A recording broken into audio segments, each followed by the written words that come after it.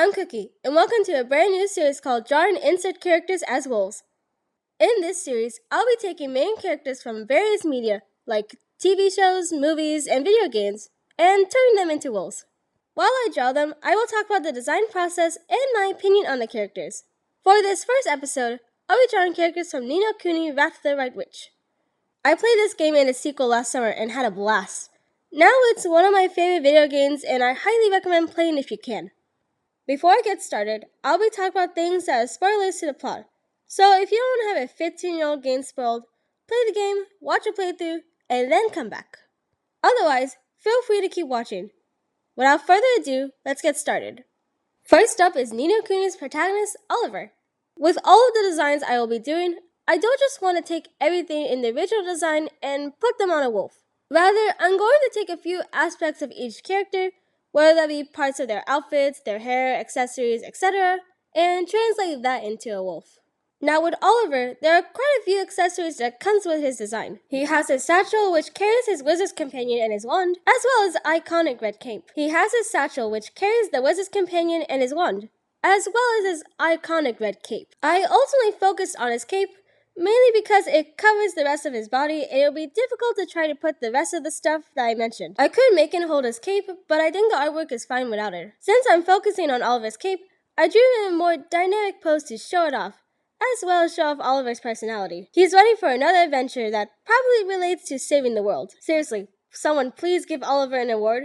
The dude just throws himself into the unknown in a very dangerous situation, immediately starts saving complete strangers, masters magic, and saves the whole world from Shadar, the White Witch, and the Zodiacs. All in the effort to save his mom, Alicia, who died just days before arriving in Ni No Kuni. Oh, and he did this while he was a child. Please, give an award, and a lot of therapy. Going back to mastering magic, he's definitely the best character to play as since he gets all of the best spells. Esther is more of a support role and has to rely on familiars to do damage, and Swain, while he does have some useful trick shots, again, he has to use familiars to do good damage. And Marcusan is fine, but he doesn't get the good late game spells since he's not the protagonist. Oliver also has the added benefit of being the first character you play as, so his gameplay is the easiest to get used to. And that is Oliver's design all done.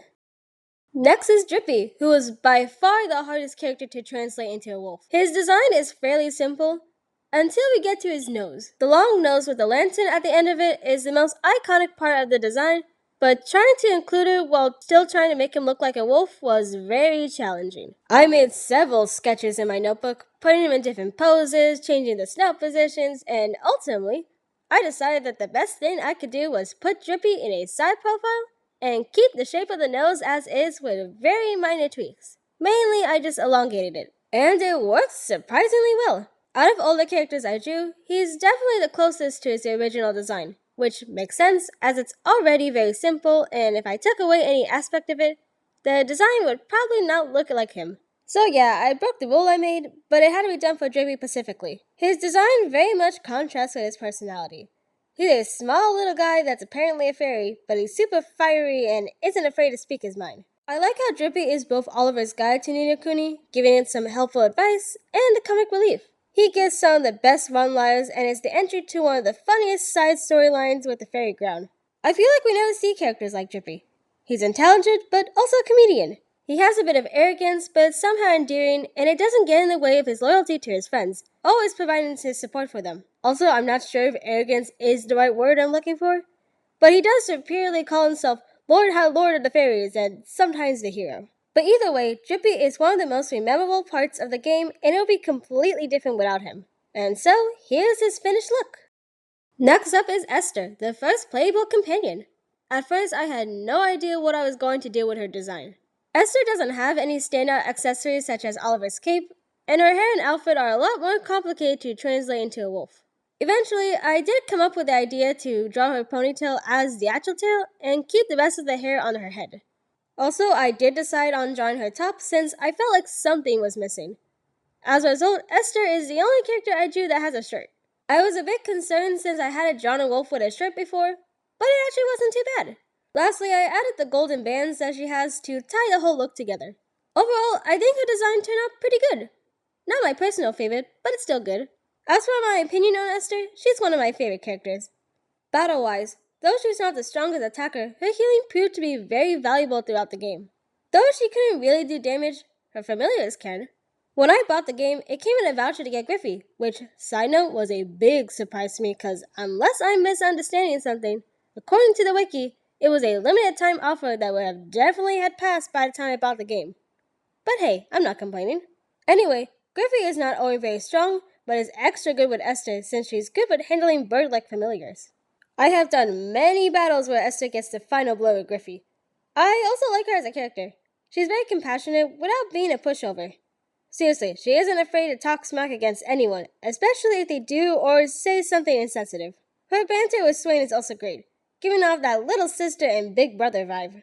Oh, and she plays music, and I kind of have a bias towards musical characters. Anyway, that's Esther's design all done. Keeping the streak going with playable companions, we have Swain next. Unlike the last two characters, I knew what I wanted to do with his design. He has two main things going for him: a long green coat and poofy hair. I also knew the pose I wanted for him.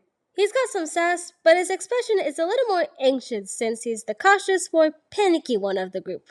Swain was very fun to draw, and I quite liked the design that I made for him. But I can't say the same about his character. Don't get me wrong, I like Swain, but he's definitely my least favorite of the main characters. He's, in my opinion, the weakest in battle. His trick shots are situational at best, especially since the effects they have can't be used consecutively, which is annoying since most battles don't last long enough to make use of them. The stealing of items also didn't happen for me that often, and when it did, most of the time, the item I got wasn't that useful. And on top of that, his familiars were kind of weak. I did get Swain the Might eventually, which did help out a lot, but I did opt to replace him with Marcuson at the end of the game. He's better in the personality department. He can be a bit of a jerk, especially in the beginning, which I tend to not like, but he mellows out and becomes a sort of big brother to Oliver and Esther. And I did enjoy learning about his backstory. It explains so much of where Swain comes from and his behavior up until that point. And I can't help but like him more because of that. It's a nice element of surprise too that he's not only royalty, but the brother of a great sage. And that is Swain's design all done. Speaking of a great sage, we have Marcuson up next. I had a very similar problem with him as I did Esther. His outfit is not easy to translate.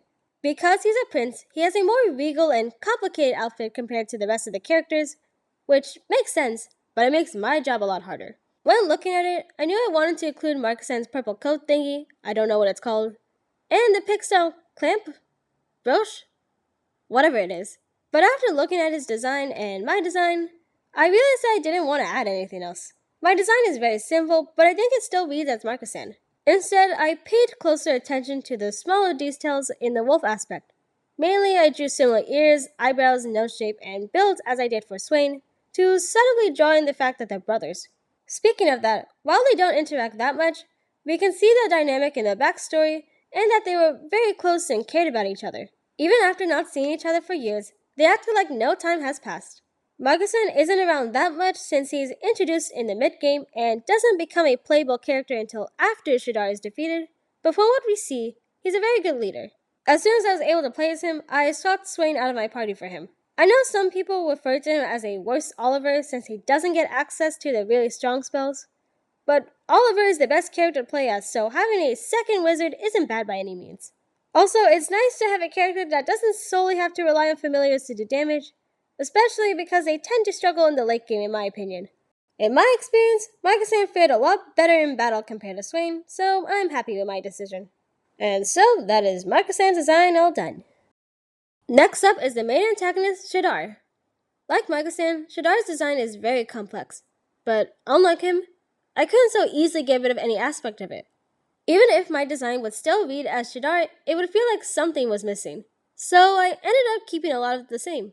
Thankfully, it wasn't difficult to translate his design into a wolf. The horns, necklace, and cloak were very straightforward. I was a bit worried about doing his hair and face, since the hair is supposed to obscure his face, and his true identity in general is meant to be a mystery. But trying to do that with a wolf doesn't work out so well. I ultimately decided to just hide Shadar's eyes behind the hair, and it works out pretty well. I also decided to draw his tail the same way as the hair to make it more interesting. As for the rest of the design, I kept it very simple to prevent it from becoming overly detailed. Make no mistake though, simple is the last thing that describes Shadar. At first, he comes off as a stereotypical villain, wanting to rule the world and cause a lot of suffering, But all that changes when we learn about his backstory. He was once a noble knight, wanted to do what's best for his kingdom until he found out that they were the ones causing a lot of harm. Lucian, as he was called during this time, turned his back on his kingdom to stand for his own beliefs, but was punished for it. He no longer saw any good in the world, and the White Witch used that to convince him to become his executor, doing her bidding. This makes his actions make a lot more sense. He's not causing harm because he enjoys it or wants to get rid of the world, but rather he wants to punish the world for its imperfections, which in his eyes is everything. It's only after he is defeated and reunited with Alicia, who he saved as a child, that he realizes the error of his ways. It's this complexity that makes Shadar a great antagonist. He does bad things, and while you can't justify them, you can understand them. Also, I like how involved he is in the plot. Almost everything that happens can be traced back to him. Well, technically, they can also be traced back to someone else, but we'll get to that. Anyway, here's Shadar's design all done. The last character I'll be drawing is P, aka Cassiopeia, aka the White Witch, the actual main antagonist. As you can tell, P has a lot of different designs to choose from, but I decided to go with her adult design since it strikes a nice balance of not being too simple or too complicated. For once, I had a super easy time on deciding which aspects of the design to include, the headpiece and the cape. The issue was actually drawing them. For the headpiece, the reference that I was looking at had it in the front view, but I decided to draw the head in a side profile, so I had to figure out how the headpiece would look in that direction. I also decided to simplify it since I figured it would look better that way on a wolf. As for the cape, I was a little intimidated by the fancy color. I don't think I quite nailed it, but I was happy enough with it. And to help the whole thing look a little more balanced, I made the tail the same color as the hair. There's a lot of white going on, so I figured a little splash of color would help break it up. Out of all the characters I have discussed, P is probably my favorite. She's complex like Shadar, and the fact that she's both Oliver's friend and the main antagonist is so interesting. She is split in two, the White Witch being her broken self, and P being her childhood innocence. Bringing them together, we have Cassiopeia, the noble ruler of a kingdom who is used and manipulated by the Zodiacs, the actual villains, to do their bidding and take the fall for their actions. No wonder she fell into despair, but part of her kept hoping to find good in the world. However, that part was cast out and the White Witch and P were born. Despite the grand scheme of the plot, neither appears that much, but their presence is never forgotten. The White Witch kicks off the plot, and it's the whole reason Oliver goes to Ni No Kuni, and P is there to help him along the way, while being super adorable. I find it hilarious that a child is like the most powerful person. I know she's technically an adult, but not when she's a sanctified. And with that, Cassiopeia is all done. And that's all I have for this video. If you have suggestions for which characters I should draw next, leave them in the comments below. I do have plans for episode 2 and 3 already, so suggestions will only be considered for episode 4 and onward. Also, I will only do suggestions of media that I'm familiar with, since I can't give my opinion on the characters if I don't know them. Anyway, thank you so much for watching. Bye-bye!